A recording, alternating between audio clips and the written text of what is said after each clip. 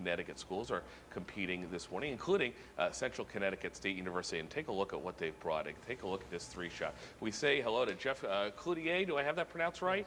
Okay, thank you. And Hitesh Shah? Yes, you did. Oh, good. I'm two for two from Connecticut State University. And NASA engineer Mike Selby. That's easier to pronounce. Mike, I can't mess that up. Nice to have you here from the Marshall Space Center, all the way down in Alabama, right? Right. Nice to have you here. And look at this thing for starter. I'm impressed.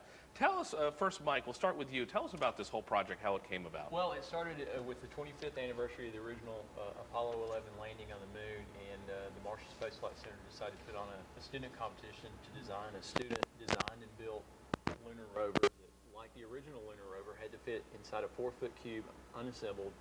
And in the case of the competition, it's powered by a male and a female contestant, and they're timed to assemble the buggy out of that 4-foot cube into this racing configuration as you see here. And obviously the idea when you're using everyday stuff, you want to use light stuff. Was that the idea behind how you guys came up with this? That's absolutely correct. Aerospace design. Talk about what you have and how you came up with this. Team effort, number one. Group of students got together, started talking about the race requirements. Has to traverse across the simulated lunar terrain, and it's number one. Number two, it has to fold in that 4-foot cube. Right. So believe it or not, this will fold. This thing goes into a little 4-foot cube. I'm blown away by it. How easy now, in terms of, you've got two people that are assembling and unassembling, how long does it take you to do that? Will take us less than a minute. Really? Yes.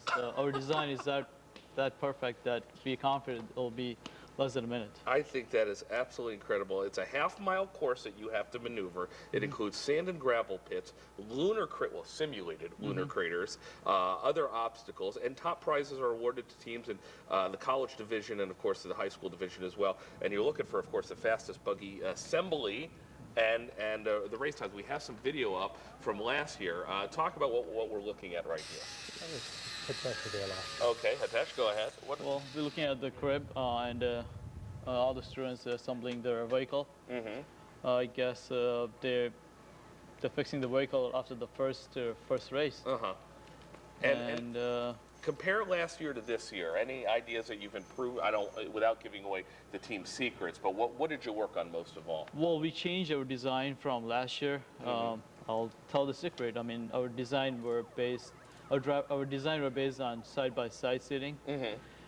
Compared to this design, well, the passenger is sitting in the back and the driver is sitting in the front. This is a moon buggy built for two, almost a traditional, and it's a little more aerodynamic, I would imagine. Oh yes. It's the only intelligent contribution I'm making to this entire segment. You're in avionics down in Alabama. What do you hope to see that folks, students especially, take away from this competition? Well, what we're wanting to see is who the best and the brightest are. Maybe they want to come to work for NASA someday. Of course.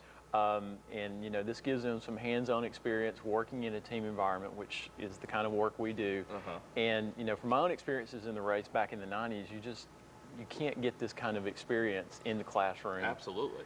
The hands-on stuff is great. I got to ask because I would be remiss. Can I sit on it? I've never said that on TV I before. would not. No, you would not. They put it together so quickly. It's probably a bad idea. I'd ruin the whole project and the scholarship and the process. Guys, continued success. And the competition is when?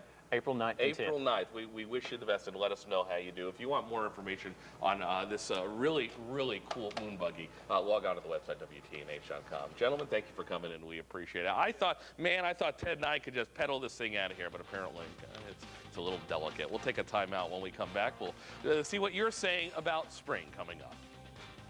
Thank you, Matt. Thank you. Nice. Great stuff. Very nice.